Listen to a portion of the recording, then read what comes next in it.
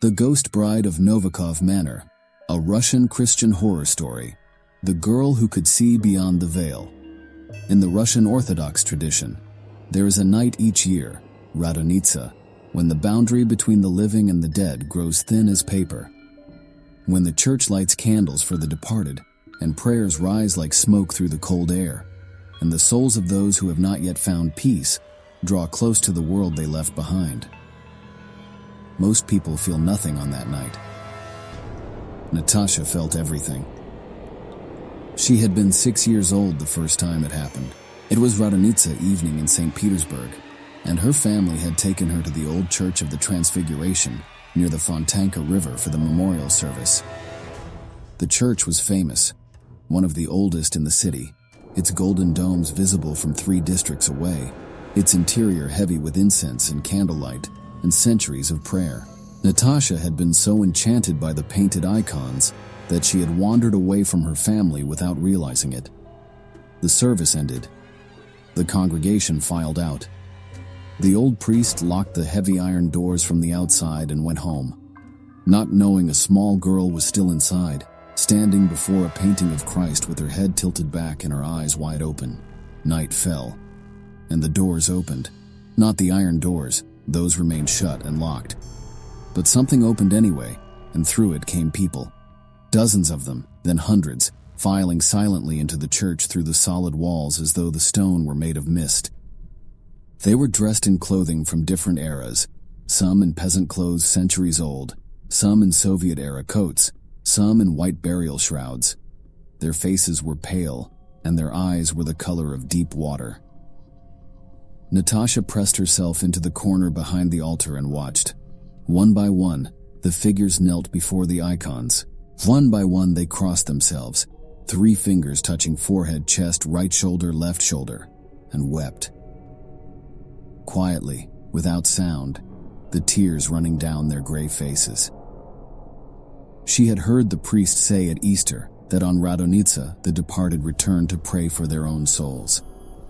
That those who died in sin or sorrow or sudden violence came to the church seeking peace, seeking the intercession of the saints, seeking release from whatever held them to the earth. She had thought it was a story.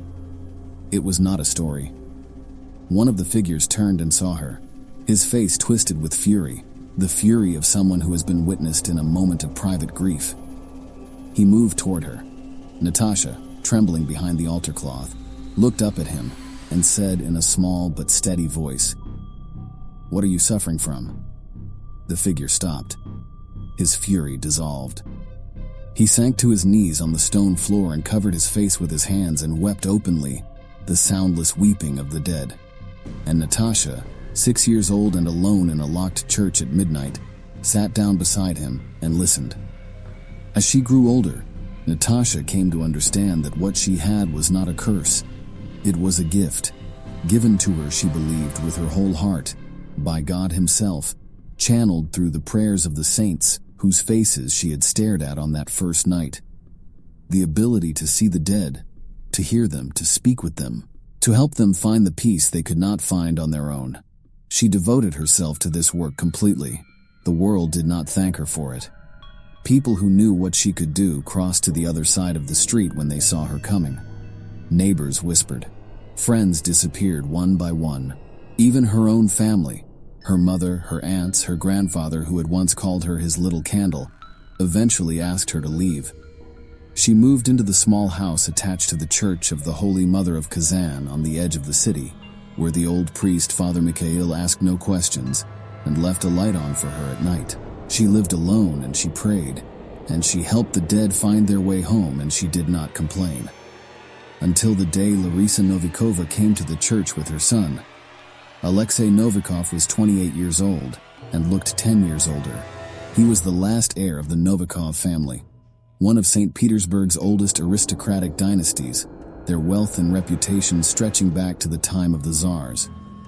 They lived in Novikov Manor, a vast estate on the southern edge of the city that the family had occupied for 200 years. Alexei was pale and hollow-eyed, and moved like a man carrying something very heavy. His mother, Larisa, held his arm as though she were afraid he might fall. Natasha saw him across the churchyard, and felt something shift in the air around her, the particular stillness that came when the dead were close. She looked at Alexei Novikov and understood that he needed help. After the service, Larisa approached Natasha directly. She was a practical woman who had spent her life managing a complicated family in a complicated house, and she came to the point immediately. Her son had not slept properly in months. He saw things at night. He heard sounds in the manner that no one else could hear. He was wasting away. Larisa had tried doctors. She had tried the priest. She had tried sending Alexei to relatives in Moscow for a change of air. Nothing helped. She had heard about Natasha. She asked if she would come to Novikov Manor. And then, before Natasha could answer, she said something unexpected. She asked if Natasha would consider marrying her son. Natasha said yes.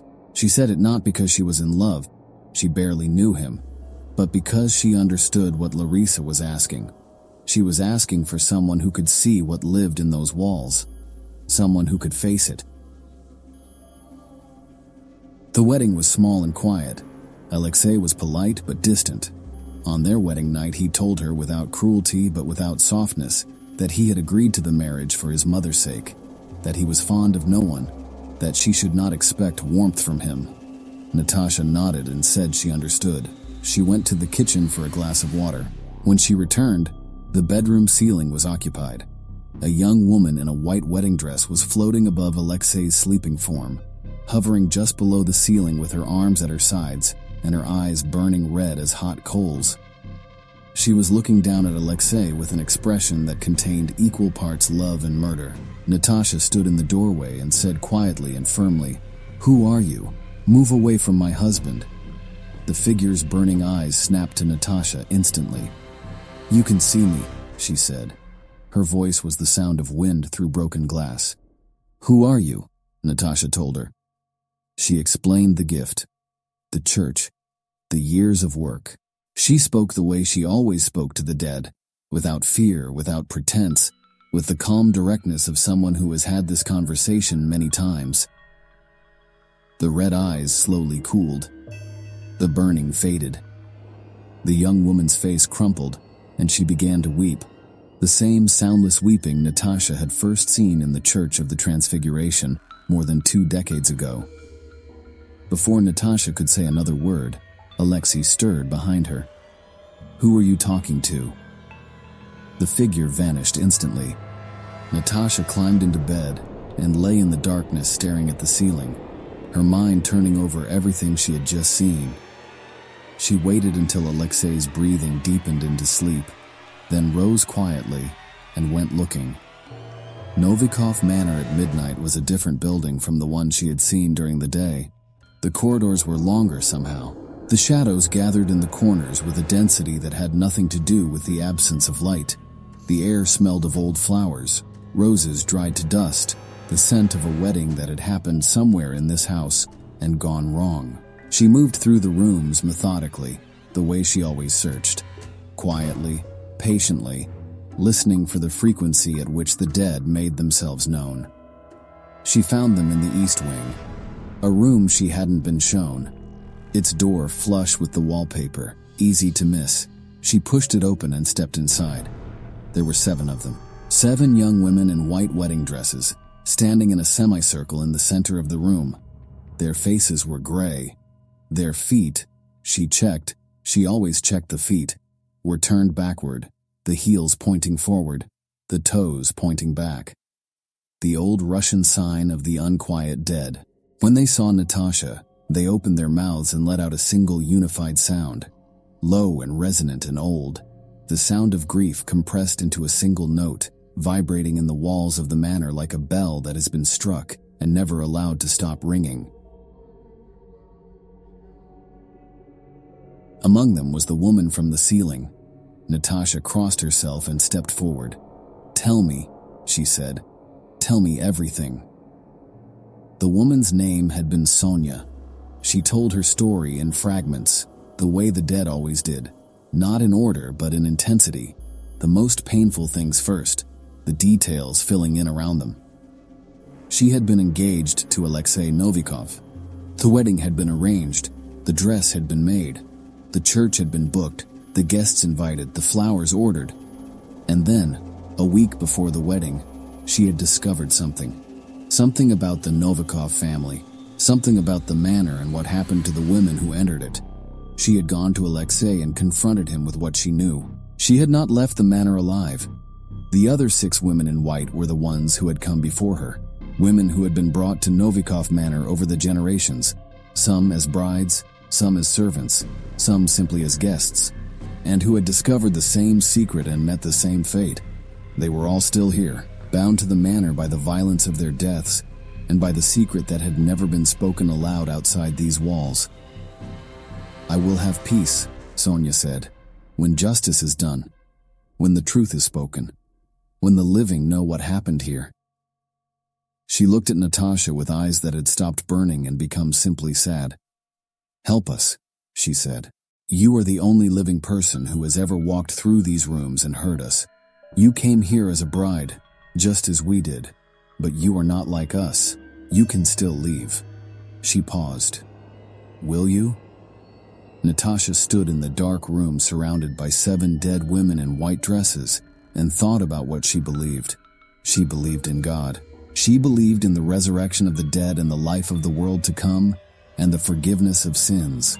She believed that every soul deserved peace, that God wanted peace for every soul, even the most broken, even the most angry, even the ones who had been done so terrible a wrong that their grief had calcified into something dangerous. She believed that the truth was not the enemy of love, that justice and mercy were not opposites, that bringing hidden things into the light was not betrayal, it was the beginning of healing. She crossed herself again. "I will help you," she said. What will Natasha do now? Will she expose the secret of Novikov Manor? And what will that cost her? Will she protect her husband or pursue the truth? And what exactly is the dark history buried in these walls? Will the 7 brides finally find peace? Or will Novikov Manor claim one more woman in white?